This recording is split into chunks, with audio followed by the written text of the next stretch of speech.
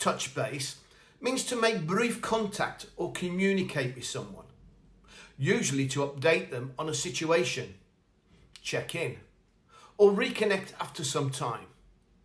It is often used in business or informal settings to suggest a quick meeting or conversation to ensure everyone is aligned or informed or on the same page.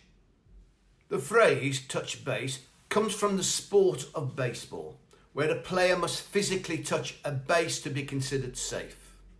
In this context, it metaphorically evolved into everyday language to mean checking in or reconnecting with someone to ensure that both parties are safe or on the same page.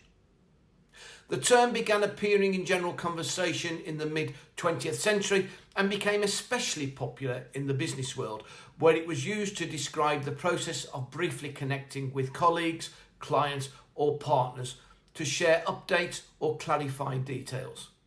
Example sentences. Let's touch base next week to review the project's progress.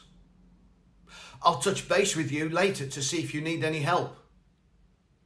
After the conference, the manager touched base with all her team members to discuss what they learned. Dick decided to touch base with his old mentor to get some career advice.